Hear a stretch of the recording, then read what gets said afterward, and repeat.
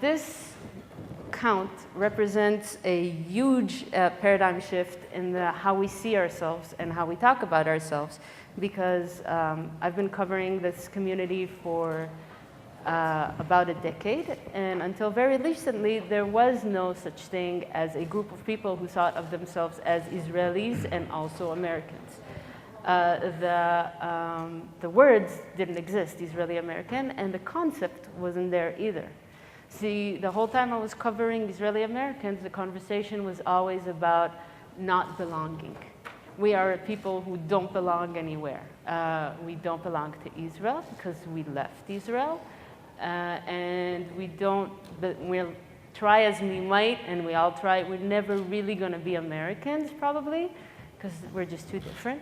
And the American Jewry, we spend a long time here talking about how nobody really connects very easily to American Jewry. So we were like nowhere people, ליבי במזרח ואנוכי במערב kind of people. And now, about 5 years ago, the term Israeli Americans was born with the IAC's help, and a community was formed. And it was a big community, a national community, not one that sort of relies on small local centers.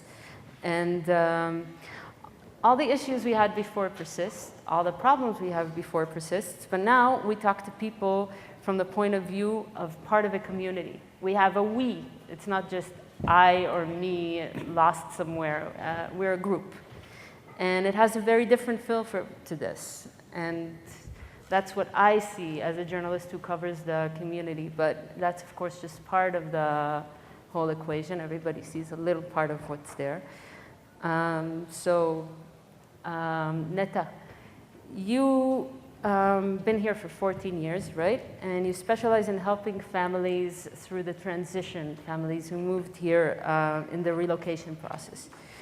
Can you tell me a bit about the difficulties or challenges the families face in the relocation, and how and if their situation changed now that there's a community to refer to?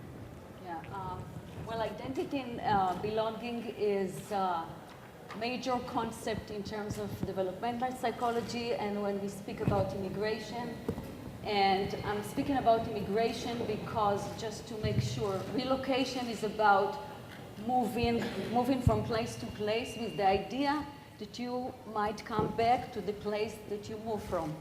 I consider myself now, which I didn't before, I consider myself as an immigrant, because I live here, and I live here for 14 years. So when we speak about identity and belonging, looking on families that come to my office, that come to my clinic, usually they're not coming because they are immigrants. Usually they come in because different issues like cattle issues, other issues that people facing. However, I can tell you that after 5 minutes, the issue of identity, the issue of do I belong here, different issues that consider as part of our identity is raising up. So just to give you an example, I'm working with young adults, kids in their 20s, and some of the reason that the Israeli parents send their kids to me is because I'm Israeli. I speak the parents' language, okay? The kids sometimes speak English, sometimes speak Hebrew, but I speak the parents' language, which is Hebrew, and I speak the parents' culture, because remember that language is about the culture. So those kids usually come sometimes regarding relation issues, and part of the issues is my parents want me to date a Jewish guy or a girl. And what should my parents think I should do? You know, I'm going to a bar, I'm going to a party, I'm going online to JDate. The first question needs to be, are you Jewish? And if she or he will answer, I am or not, should I ask if both parents are Jewish? So yeah, it's with a sense of humor, but this is major issues in terms of identity that some of the kids are facing when they want, on one hand, to go with the family ideas of Judaism, but at the same time, they live in America, they live around a very diverse community, and it's not easy. Did you see one more for you, did you see any difference in how people feel in the United States as Israelis, as the community developed, as programs developed, as the support system developed? Yeah, I think that since I came here, I remember when I came here, it was very hard to find groups of Israelis, and I can see in my office a big change, as you said. So the idea of social support are not as critical as it was before. But the idea of missing the family, of missing the culture, of should I raise my kids here in the States? If I raise my kids here in the States, should they go to the army or not? Those are questions that Israeli parents ask themselves when they come into my office.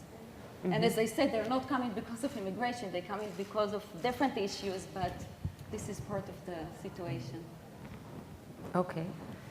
Guy, you have a little bit of a unique situation because you're a unique case study of Israeli Americanism because you arrived here when you were 1 year old, a baby. And that makes you more of a second generation of Israeli Americans, and your kids who speak Hebrew are a third generation Israeli Americans, which is something people here say doesn't exist. Your kids do not exist. So can you tell me what being Israeli American means to you when you came here so young, and how did the community's emergence influence or change the dynamics for you? So, first of all, I'm honored to sit on this panel along with all of you, especially Miri. And second is I coming here when I was a year old, growing up in LA, and then I moved to Las Vegas, and I've moved around a lot. And I don't remember, I mean, my parents' friends were, the kids that I grew up with were my parents' friends. Kids. I went to public school. I didn't go to a private school, but I still knew that my friends were Israeli. I never really mingled a lot with children that went to the public school. And when it comes to, I don't remember like being there wasn't a large community, but we had, like, my parents had these friends that we were always around. We always went everywhere with them, and so that was great. But I don't remember having a lot of the things that we have today. And what was the second part of the question? Well, it was how did the fact that now there is a community, how does it sort of, I mean, you managed to raise your kids Israeli and Hebrew speaking even without having support, all the programs, all the community resources that are now emerging. But how does this accessibility of the tzofim, of the kshatot, of keshet, how do these things change your family life, if they do? So I'm somebody who involves myself all day long with the community. I'm involved all day long in all different kinds of aspects of the community. And I don't remember having that as a child, but today it's everywhere. Everywhere I look, everything I do, it's Israeli. We have Israeli occasions here, events are here, schools, tzofim, Bnei Akiva. I mean, there's so many different things that I don't remember. There's so many Jewish Israeli organizations today that I don't remember existed in the past. So, I mean, it's great to have that for my children because I think that they're going to get a lot more than I did. And thankfully, I came out the way I did, but I don't think that I think I'm a unique case, like you said. I don't know that everybody is going to be. Let me follow up with one more question. You said you were like in a group of your parents' making of a small, like, private group of Israelis, did it ever make you feel like you don't belong? The fact that to the broader group, the fact that you have like such a small, like a little fish inside a bowl inside an ocean, you know what I mean? No, Like I felt great when I was in school and public school. I felt great around everybody. I felt comfortable around everybody. You are unique. I didn't feel as an outsider, but you know, to me it wasn't. I'm sure that some people might have, but I didn't feel as an outsider. In fact, today I think it helped me a lot because I'm so used to the diversity. I know a little bit of everything. I feel comfortable in every situation. So, except for this one where I'm sitting on a pen.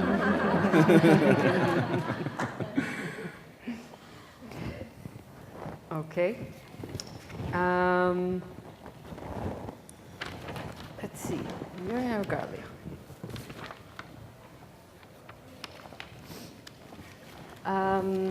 Miri, it's an honor. Somehow I can't follow. Here it is. You have 4 kids, right? 2 daughters that were raised in Israel and 2 sons that were raised in the US, is that correct? Yeah. So can you tell me how they all fit under the umbrella of Israeli-American identity? And second part of the question is, how did the emergence of community programs like the Tzofim, for example, fit into their life and fit into that Israeli-American identity? Okay.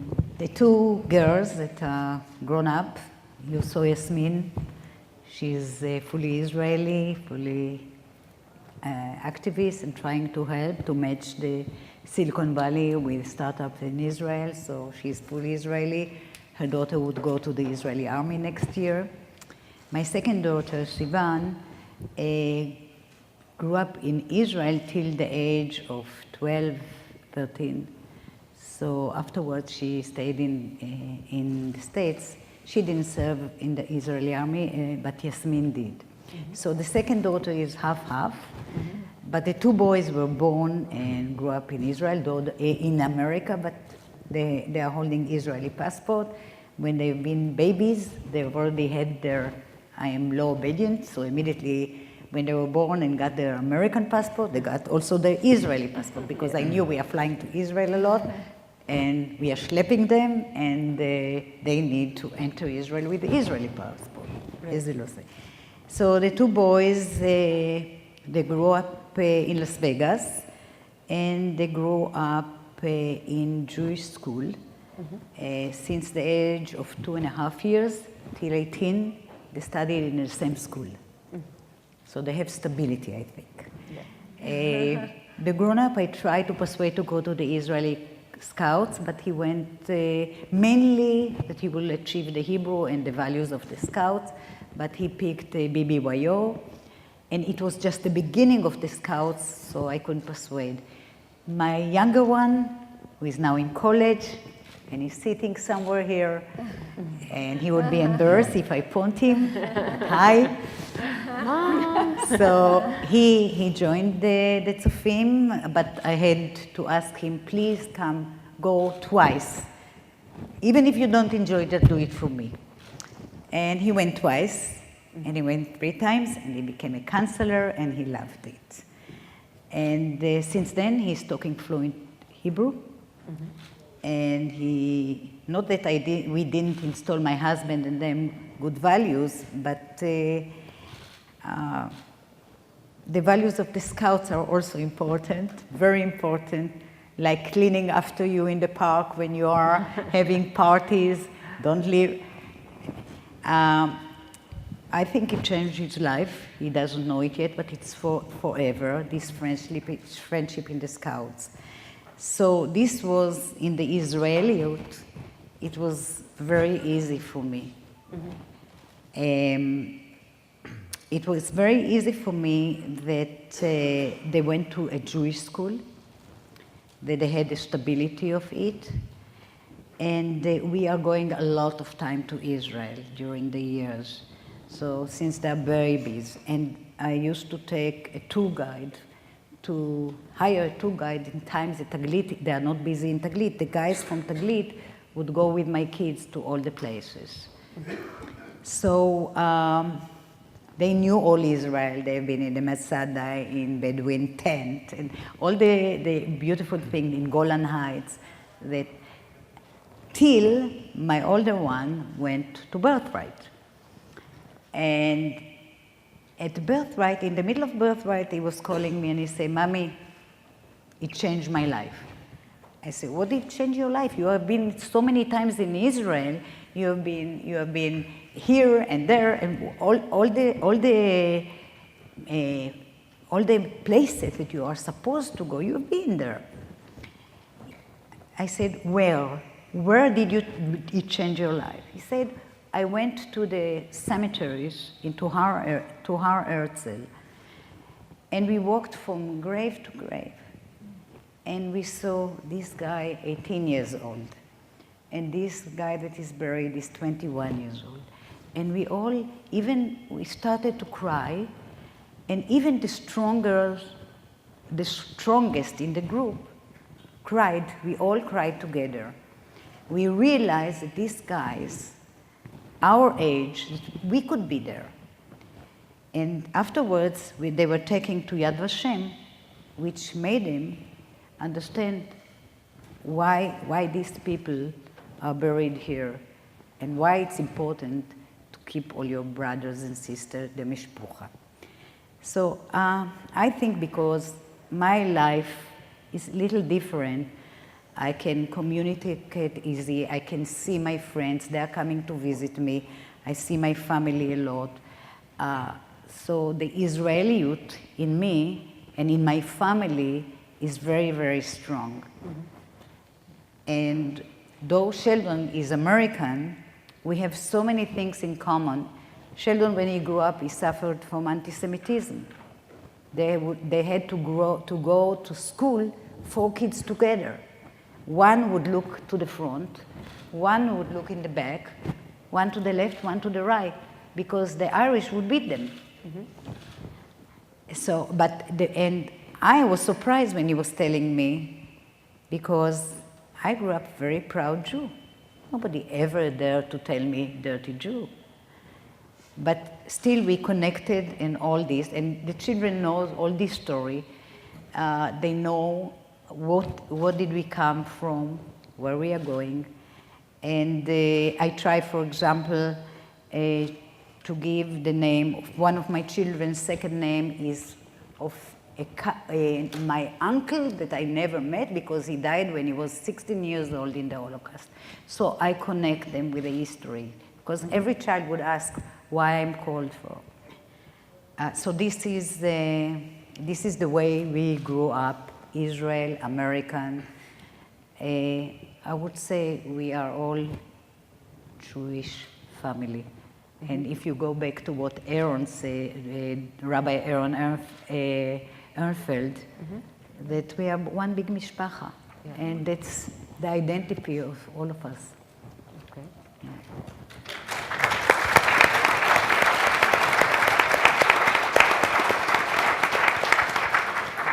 So everybody's got, comes to this question of Israeli-American identity from a different direction, depending on the composition of the words together and their own background. Galia, you have a pretty layered identity here. Your parents came to Israel as immigrants, and you are here as an immigrant as well, and your husband is an American Jew. Parents who are Israeli, right? One of them, yes. One of them was an Israeli parent who was introduced to Israeliness as well. So can you tell me what came out of all this jumble? Sure. So first of all, I'm happy to be here and happy we're having this discussion about complex identities, because it's something that I personally have been thinking about a lot, and especially since I joined the IAC. So just a little bit about my background. My parents were immigrants to Israel, came to Israel. My dad came from Libya in 1948. He was forced to leave. And they left everything, all their property, and came to Israel in 1948. My mom came to Israel as a Zionist in the 60s from South Africa. And so North Africa and South Africa met in Israel in the Middle East and got married, and they had 4 children. And we were born in Israel and really didn't have a complex identity. My parents abandoned their old identities, you know, the Libyan Jew or the South African Jew. Like and Ben Gurion. yeah, the new Israeli, the new Israeli. We really, I felt, you know, the pride of being Israeli, and we all, you know, we all were very, very proud Israelis, and I didn't, my parents didn't look back, and we didn't grow up with any complexities in that sense. And so, you know, served in the army. I signed up, you know, for an additional year. I served 3 years in the army and went to the Hebrew University, and I clerked for Chief Justice Aaron Barak. I was very, you know, very much immersed in sort of the Israeli society and being a proud Israeli. And then when I got the opportunity to come to the US on a scholarship to NYU to study law, you know, it was sort of an opportunity I couldn't refuse, and embraced that opportunity and learned a lot, and decided, I was recruited by a law firm in New York to stay on, and I said, oh, this is a great experience I can bring back to Israel. So I, you know, I started the process and kind of was working in a great, phenomenal law firm in New York, and life happened, I guess. And so one thing led to another. I was kind of developing at the law firm and being promoted, and you know, made partner, and I met my husband, who is an American Jew, but with ties to Israel, and we ended up getting married and having 3 kids. And now, you know, and sort of at some point, I think you don't self-reflect. Did your husband sort of become more Israeli through you? I think so. I think so. Did he speak Hebrew before? Yeah, so his story is his dad is Israeli, but he thought of himself as American. The same way that I always thought of myself as Israeli, he always thought about himself as American, but he did speak Hebrew at home, and you know, they did go to Israel and had some ties to Israel, and he spent a year in Israel. And so I think, you know, when I sort of first met the IAC organization and this Israeli-American identity, I always thought of myself as an Israeli, and then I was like, you know what, this actually, now that I've been sort of in corporate America, and my kids are American, were born here, and my husband is American Israeli, this definition really reflects more of what I've become. Right. And on the other hand, looking at my husband, who, you know, always thought of himself as American, but he has all these ties to Israel, he's now married to an Israeli, and we speak Hebrew at home, he really fits that definition too. Kind of on the other end, American-Israeli versus Israeli-American, and other people could really fit that definition. Hopefully my kids, you know, who I'm raising here, but trying to give them a lot of the Israeli content that I have and that my husband acquired in Israel, and there's so much more now to offer. So you say that term kind of brought the family together because they all fit into it from a different angle. Yeah, I do think so. Okay.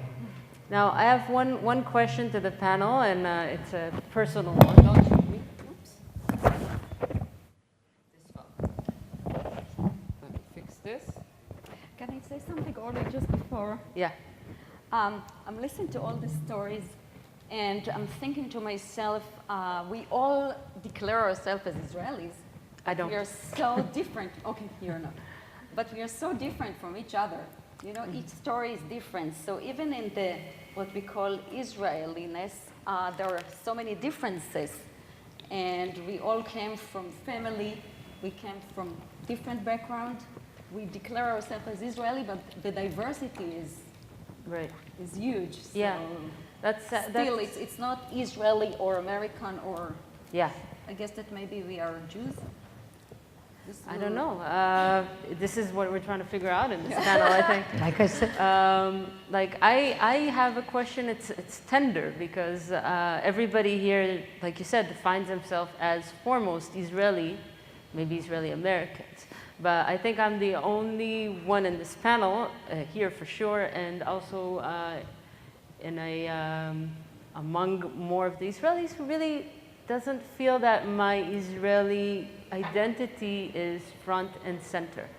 Like I have, for me, the IAC is, like all my friends are Israelis because that's the only thing I found I can't really connect to Americans can't build a deep friendship with an American person because I don't know.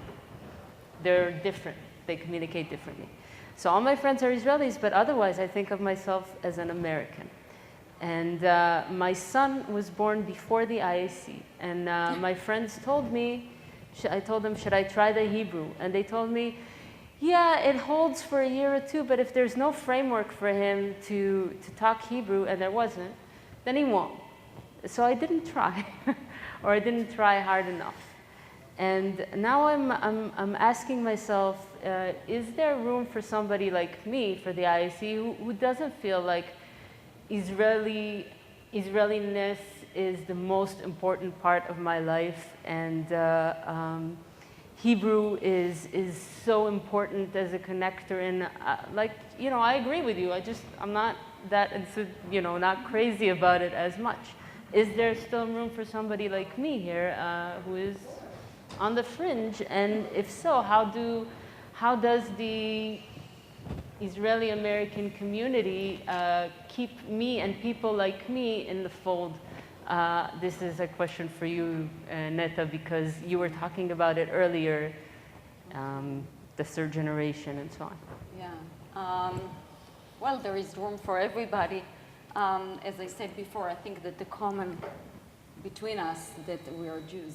And I think that this is where we need to go to in terms of the thoughts for the future, because even though I can declare myself as Israeli, my daughter who sits here, I'm not sure if she's Israeli. And being Israeli, you know, I always say I'm Israeli, but all of you that born and raised in Israel, being Jews, it's like part of being Israeli. You don't think about it. It's part of my life. You know, you wake up in the morning, you open your eyes, and you're a Jew. You don't need to think about it. I'm not speaking about other religions, you know, in Israel, but I'm speaking about Jews. You don't need to think about. So whenever, now that I'm thinking, whenever I thought of myself as Israeli, the Judaism was part of it. Mm-hmm. It's like buying a computer, and I already have the Jewish identity within the computer. However, when we are outside of Israel, and this is something for you, when we are outside of Israel, I think that we need to put this jump drive into the computer. It's not so obvious for our kids who live in American society, not necessarily have the opportunity to go whenever they want to Israel, not always have the opportunity to speak Hebrew, to learn Hebrew, and I'm sure that Dr. Adelson will say that language it's also culture. It's not just speaking Hebrew, it's the culture and the connection with the family. We have a WhatsApp family group, and if my kids will not be able to speak Hebrew or write and read in Hebrew, which is the most important because some of the kids can speak but they cannot read and write, they will not be able to connect with the family, with their grandparents, with their all the families. So I think it's important. Yes. So I have a question for you. Yeah. Do you support Israel? I mean, that's basically what this is all about. I think that at the end of the day, you either support Israel or you don't support Israel. Because if you do... What do you mean by support Israel? Having the country of Israel. Support if you think that that's important to you. Because if it is, then I think that that's what we're all here for. I think that at the end of the day, we're all supporters of Israel. Well, the fact that I'm here speaks for itself. So right? then that's, I mean, but that you said if you have a place here, if you support Israel. If you're a supporter, this is the platform. This is where to be. I see. So Dr. Neta told me she's done this panel 4 times before, 3 times before. And Miriam. Twice. And Neta tells me that this is a panel where people want to talk about their own experiences and ask about their own experiences. So I'm going to throw the ball to you. What do you think being Israeli-American means? And if you can also say, if you have anything to say about the development of the community, how it changed or helped, I'll be happy to hear that. Yes, Mr.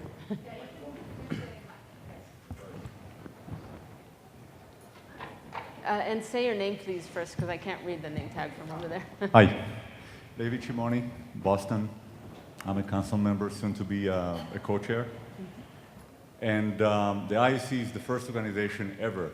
I lived in the United States for 29 years. The only organization that led me and my wife to get involved. And here's why. We have 5 kids. The IEC saved 2 of them from assimilation. It was too late for the other 3. The 32, the 26, and the 23-year-old are all dating wonderful men and women that are not Jews. They don't understand why it's important for us, because they were not part of any community activity like the IAC provided. And we thought, we're Jews, we speak to them in Hebrew, we go to Israel once or twice a year, we're doing our job. No, we didn't. They actually went to a public school where they were taught that you cannot discriminate.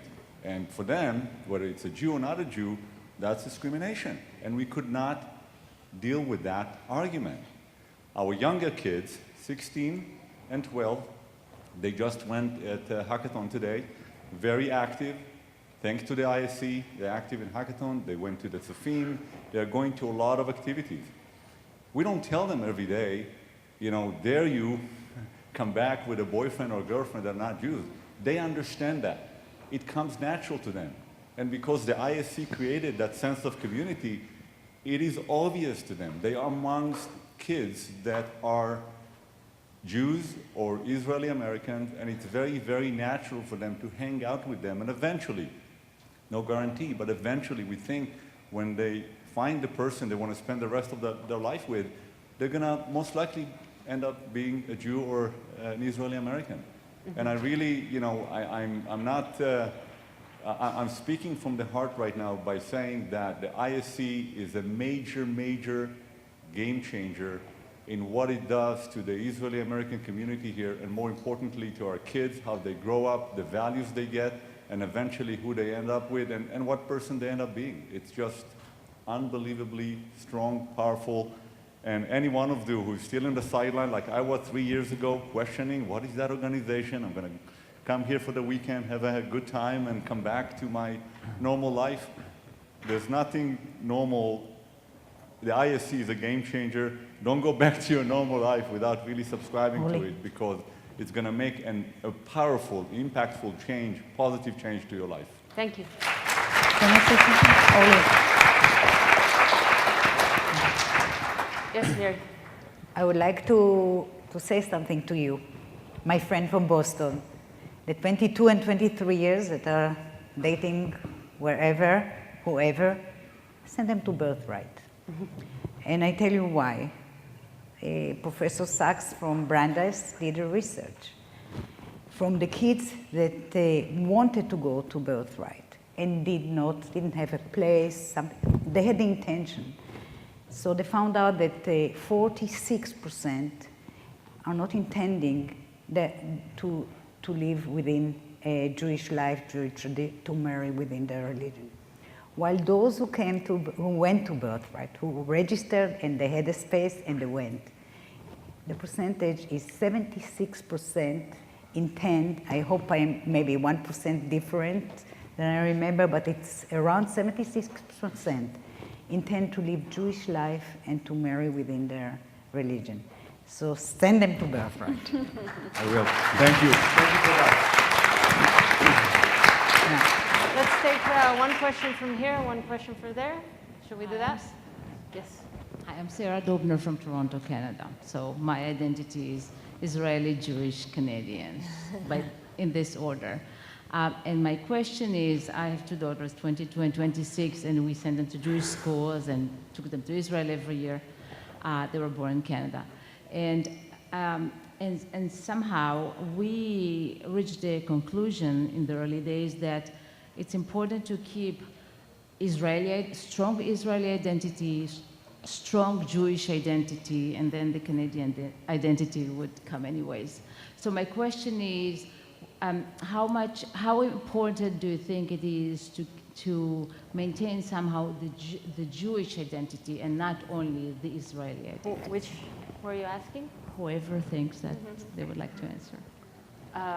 Personally, I think the Jewish identity is, I am personally not that attached to the Israeli identity. Just, I grew up here, moved to Israel, then came back here. So I'm a mixed Israeli. I personally feel it's not that important to me, but the Jewish identity is the anchor that's going to hold my kids in an environment that I feel is important to me. I never felt that Israeli something is some. Then the IAC came and I was like, maybe this is viable. Like I felt the Israeli is something that will go away with time because I moved here. Now I'm rethinking it, but if I can only say one sentence that I think is important is that as Israelis, we don't have a lot of Jewish content to give to our kids. So what we can give is really a lot of Israeliness. And we send our daughters to Jewish schools because we felt that we couldn't give them a lot of Jewish content and they should get it from school. And what we give them is, of course, our Israeliyut and all that. So. I guess just to add on that point, because it's a topic that I've been thinking about myself, is that, you know, when you live in Israel, being Jewish is all around you. You don't have to do anything. It's just built in. It's the holidays. You feel it in the air. It's the Yom Kippur when no one's doing, you know, it's all the, it's in the, you know, it's tangible. And then you come here and you take that away. You take the Israeli out of Israel and you have to work at being Jewish. What was present is no longer present, and we have a lot to learn from our fellow Jews, Americans, about how to maintain that. Because we didn't live in the diaspora, so we don't know how to do it. But when we look at the American Jews, they've done it really well. Of course, there's always more to do, and we're trying to do that through the IEC.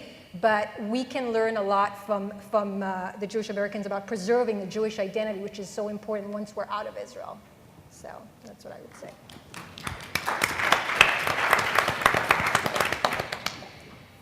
Well, I'm sorry. Did you? I'm a very strange bird, I think, in this whole place. I am born and raised in America. My parents were.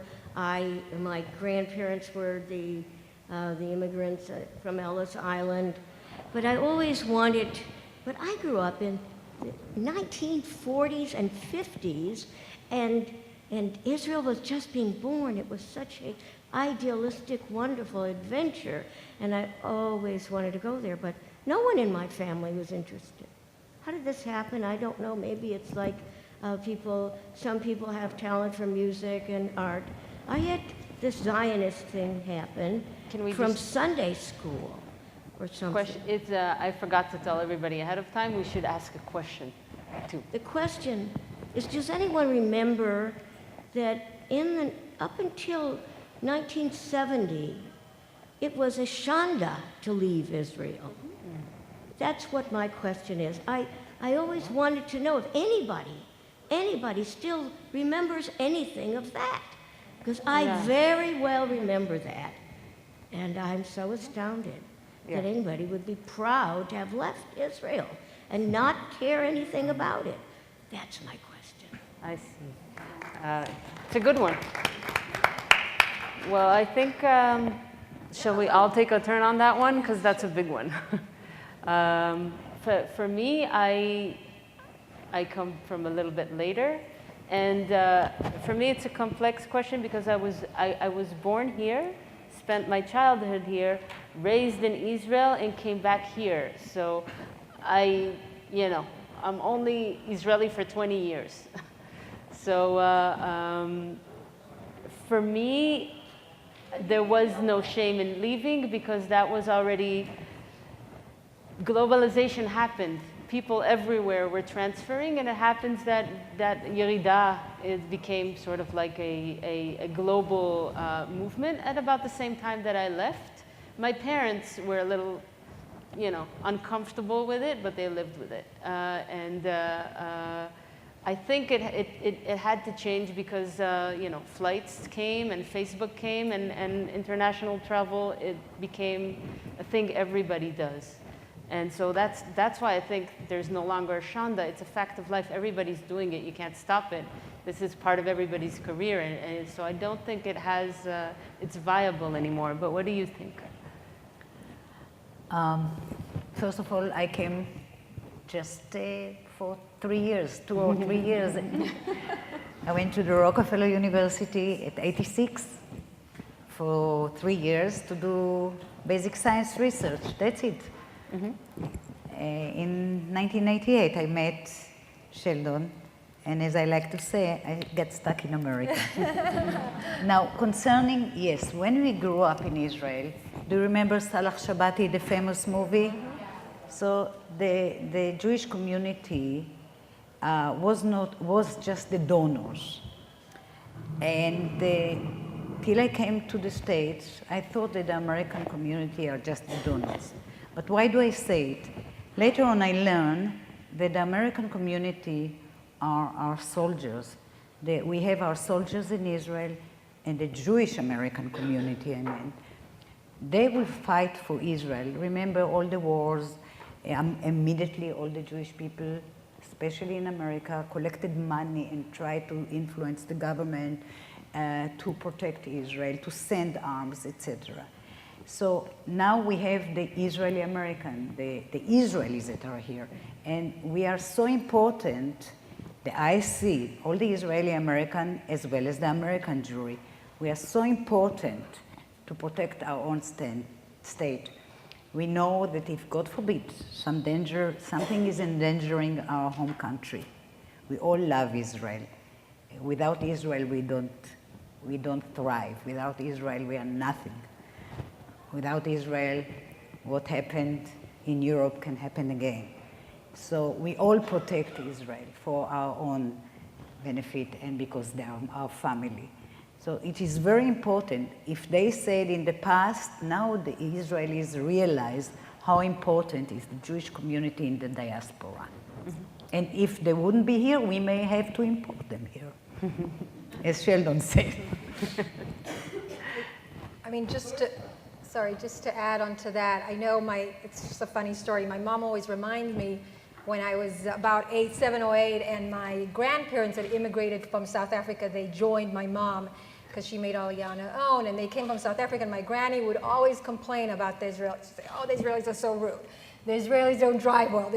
And I would be like, Granny, Lily, I'm so upset with you. I love Israel. I would never leave Israel. And my mom reminds me of the story. She's like, this is what happened. But, a little bit like Miri here, I feel like a little bit I got stuck. But what I realized is that we Israeli Americans should use our skills and talents to really make an impact for advocacy for Israel. And rather than, I think the narrative has changed on both ends, in the US and from the Israeli perspective, no longer the nefolat and nemushot. I think the Israelis look at us as a strategic asset, and we can actually make an impact. So for example, I'm on the board at the IC. I'm also co-chairing the Israel Committee for the JCRC of Greater Washington, and they really, those are places where we as Israelis, Israeli Americans, can really make an impact and help Israel and continue to support Israel even though we're no longer in Israel. So there's nothing to be embarrassed about, and we shouldn't be out in the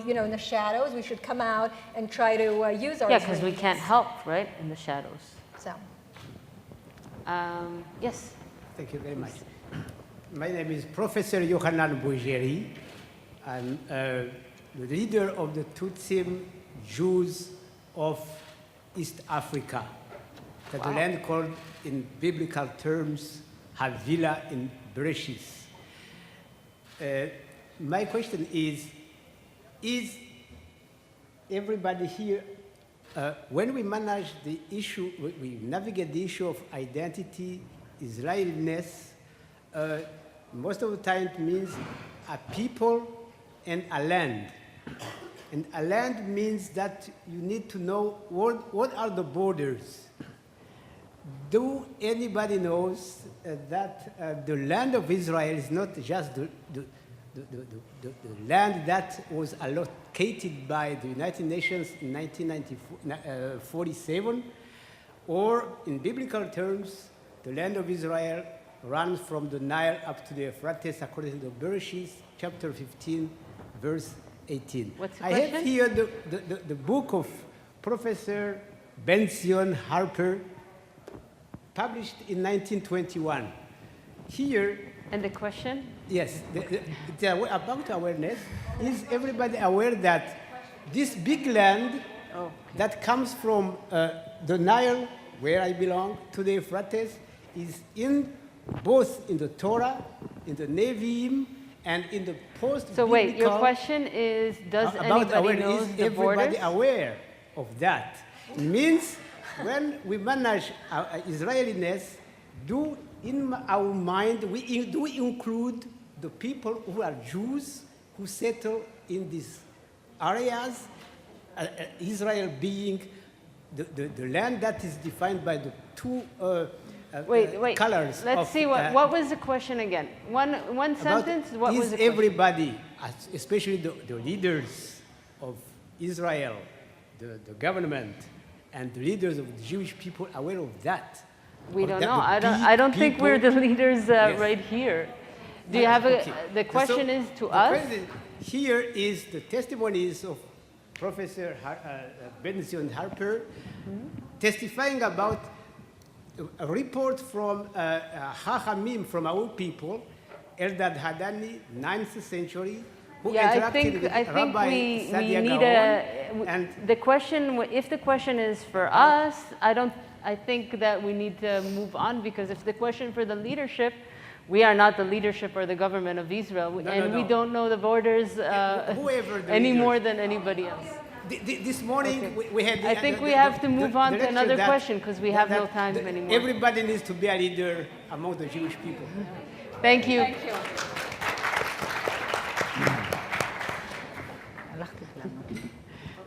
Make it easier. I hope so. My name is Tamar, and I'm from Salt Lake City, Utah.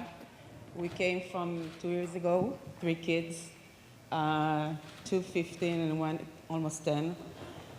And I'm asking you, and I think like the small communities are the challenge, because we don't have tzofim, we don't have anything, we don't have Israeli at school.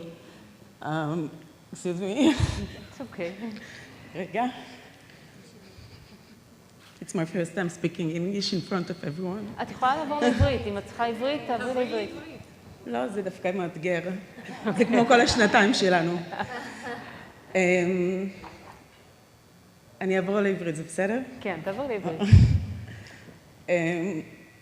איך אתם נותנים את הכלים למשפחות שחיות בקהילות מאוד מאוד קטנות, שאין ישראלים, שתחשבו שבמצב הנתון שלנו שאין שום ישראלי בבית ספר היסודי לדבר עם הילד שלנו, אין שום ישראלי לדבר בתיכונים, ביום כיפור יש משחק פוטבול והכל ממשיך כרגיל. אז אנחנו לא מרגישים אפילו שאנחנו נלחמים על היהדות שלנו או על הישראליות שלנו. זה כאילו חוק בל יעבור, שמדברים עברית בבית ושומעים מוזיקה ישראלית בבית וחוגגים את החגים בבית, ושיש יום כיפור ויש משחק פוטבול והילד שלי הוא שחקן פוטבול, הוא לא הולך למשחק פוטבול, הוא נשאר ואנחנו הולכים לחב"ד ואנחנו חוגגים בעצם את יום כיפור. ואני הגעתי לפני 2 וקצת ויצרתי קשר עם ה-IC, והיום אני ודגנית, חברה שלי, נציגות של ה-IC ביחד ביוטה.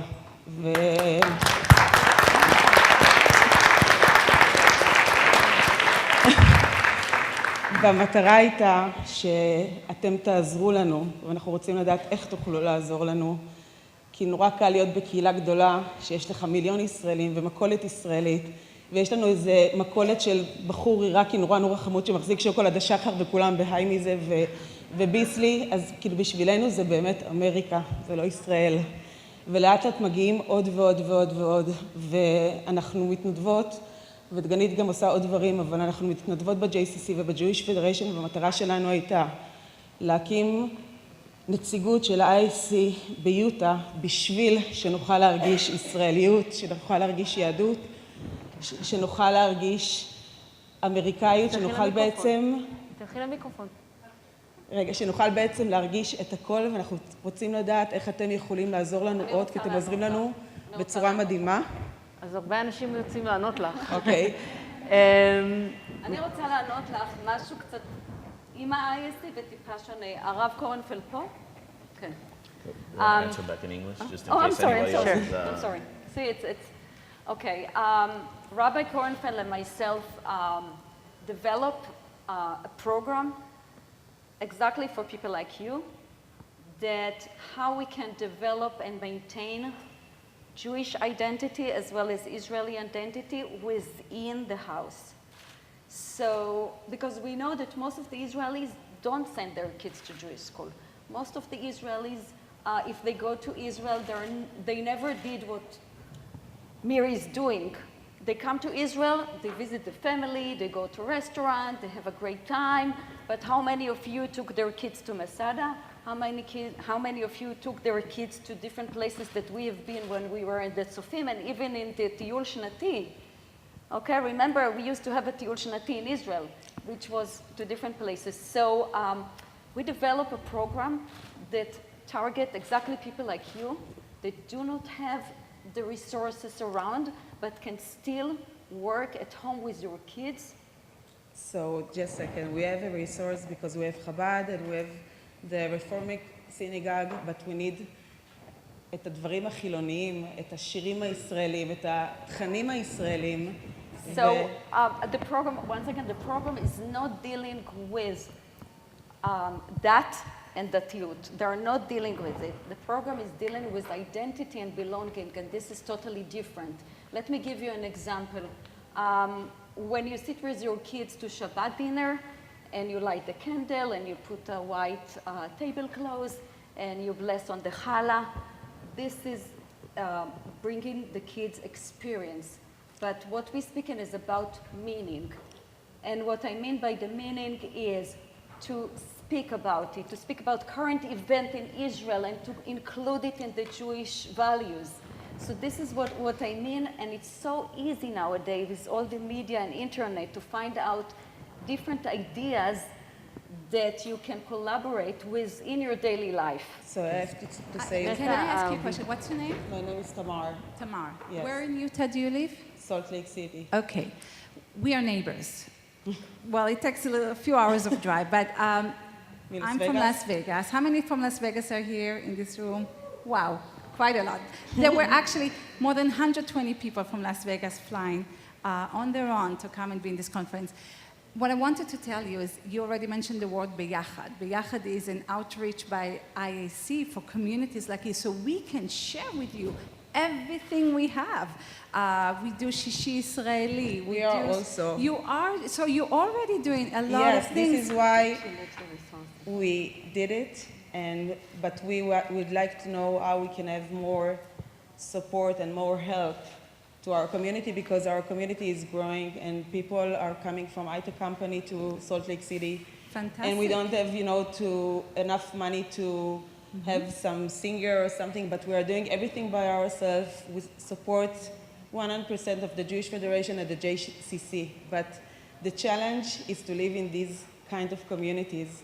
And first I would like to say thank you to IAC, because I think the spirit that IAC gave us and for all the community that we have is amazing, because it's lots of Israelis, but we would like to know how we can have more support and help to build this community and to give more, tchanim and programs. I can tell you what happened in Las Vegas. The support started within.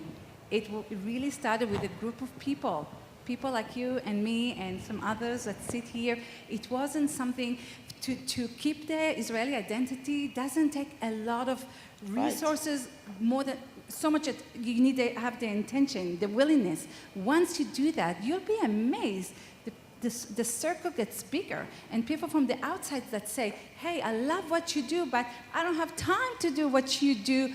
Can I support you maybe financially? Would that help? My company maybe can sponsor the dinner for that, or we can help buying books, so it was something.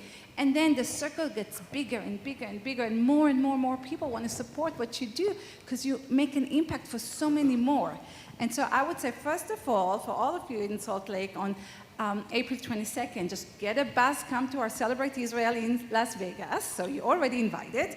And you have so many friends here who can share with you, and so many people raise their hands. So our first time we did Celebrate Israel in Salt Lake City, and we had, I think, 300 people. Fantastic. 300 people in the first time.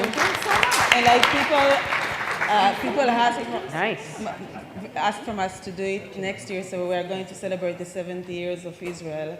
So first of all, thank you. We would like to share, ideas and everything from Las Vegas. We are here for you, whatever you want. We need support, and I would like to have, thank you so much. Thank you. Alan Yoav. Shalom, Orli. My name is Yoav. I live in Brooklyn, New York. It's toward the end of this session, and I actually have a tough question. So, it's been mentioned that we are a family, and I live in the American community and in the Israeli American community, and I have been trying to have a conversation. Both communities have their virtues and a lot to learn from each other, and I was very optimistic, but I feel that we're feuding now. I feel it's actually a very difficult time to have a conversation, and it comes from both sides. For me, supporting Israel is very natural, but in the circles that I'm in Parksville, Brooklyn, in the art world, it's becoming almost something, dangerous to your career. But I hear the same thing from the other side as well, that this is, it's kind of militant, and it's almost impossible to have a conversation without this leading to basically people deciding I'm on this camp or I'm on that camp. And if you have any ideas seriously about smoothing this or making this better, that would be very interesting for me to hear. As the token lefty, I think, in this area, I feel the same way exactly as he is. When you ask me, do I support Israel, my first instinct was to be like, my second instinct was like, yes, of course I do, just like MK Meirad Michaeli does. I don't always support the administrations, but I do support the idea of Israel, the country of Israel. And I think he has a very good question. How do we overcome he feels uncomfortable with my friends because we are all Meretz. And I feel uncomfortable here because I feel I am in a... So how do you really open it up to make... I don't think you have to support the government 100% to support the fact that we have a country that will watch over us if, like Miri said, if we don't have Israel, what happened in Europe can easily happen again. And in fact, I think that it's something that I feel can switch even in the US. I feel that half the US can overnight become just True. Like it was in Europe. But the question is more like, how do we make... Yoav feels... Okay. I would like to narrow it really to the conversation, because we're not... I will not change policy, but I want to be able to talk to my American friends in the Reform synagogues that I go to, and even that is becoming a difficult thing. If you have any experiences where this kind of worked out, and a good conversation started, and something, broken. Yeah, how do you bring out politics without politics being an issue? Can I talk? I have a friend who was on high level in the university in Israel. And talking to him, he's right wing. He told me that in Israel, he never expressed his political opinion. I asked him why. He said, because I won't be the dean of the university. Now he is in the States. Same thing, he's right wing, he's Republican. And he is in high level in the university, and he still doesn't express his opinions. And that's the way he grew up in, because he knew that this and that is happening. It's not just whether it's a policy, it's even here in America, Republican, Democrat. Most of my friends are left-wing in Israel, and I am right-wing, okay? I don't fight with them. I respect them for what they are, and they respect me for what I am. And there is no fight and there is no hatred. We should learn to appreciate every human being, whatever his opinion is, and let them say what they want, And let us hear. Now, the fact that are people that hate you because of your opinion, it's very, very bad. And we shouldn't accept it.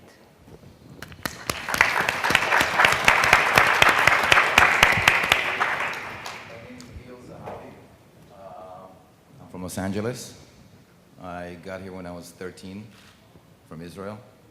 And I have 3 kids, 23, 20, and 16. They speak Hebrew, and it's very important for me because Israel is in a pretty bad neighborhood, okay? And I think an organization like this does great work for Israel, okay? Can push and advocate.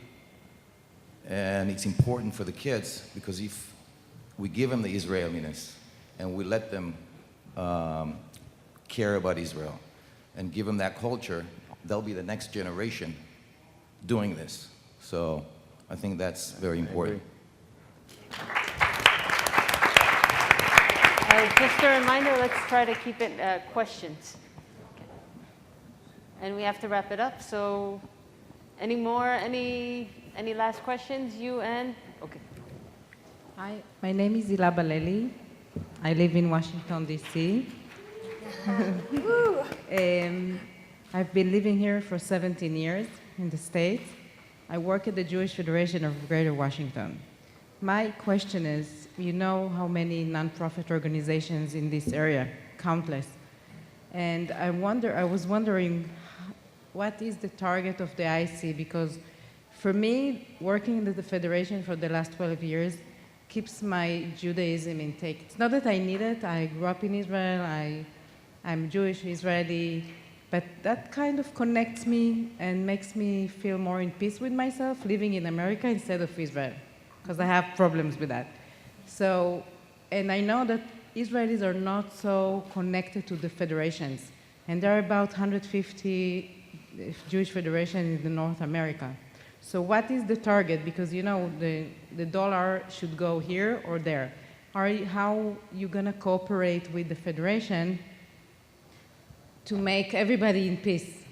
Because I don't know if you take donors from federation, they take donors from IEC. I don't know how it works, or even if you thought about it, or do we if have you have strategy here who about can it. get that one? Well, I think the IEC has a very clear mission, and that is to build that connection and build that bridge. Growing up, I was very involved with my local synagogue or people that were in need, that were Israeli, that I knew from the community. But I never really got involved with the Federation. I never really got involved with Stand With Us, AIPAC, a lot of these organizations. I think a lot of Israelis that I grew up with don't even know what those names are. And through the IEC, I've become familiar with all of them. So there's no doubt in my mind that the IEC is building that connection and building that bridge between Israelis and American Jews. So I hope that answers your question. Thank you. About that. Are we...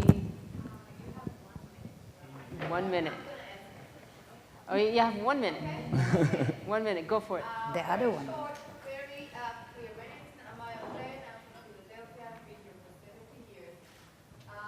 question is actually about my kids, because I'm done already. You know, I know who I am, I have a 1 minute. complexity, but my kids, my daughter once wrote an article. She said, in America I feel Israeli, and in Israel I feel American. Yeah, me too. And my question is, did I do good for her? Did I do the right thing to bring her and have that complexity?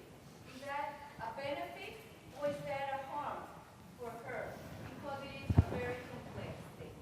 Well, I'm going to take that one answer, and I'm going to try to do it as fast as I can. This... Have Neta answer this? This is... You want it? I can. Well, I don't think that there is a one answer. It is what it is. And as I always said in my office, you made the choice, okay? We made the choice that we live here, and we need to deal with it. And it's not bad and it's not good. It is what it is. And she can enjoy even though she is in conflict, and you cannot be necessarily miserable if you have these two worlds. And I think that the more you will connect her to the Jewish identity, which, to answer the first question about the Israeli identity and the Jewish identity, as a secular Jew, okay, I'm not religious, I think that the Jewish identity and the Israeli identity is almost the same. I don't think that I can be Israeli without having the Jewish identity, even though I didn't think about it when I was Israeli, and I mean only to the Jews in Israel, okay? There are many other religions. So I think that this is the choice that you made. I'm sorry that I'm very direct. This is the choice that you made, and she can live with it, and I think that she can enjoy both worlds, even though she feels, you know, a little bit different from the others. It's not so bad to be different.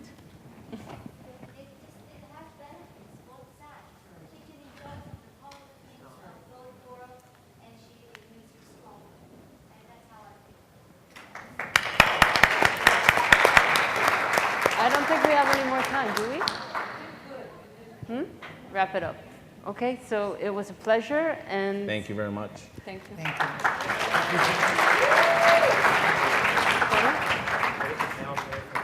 let's all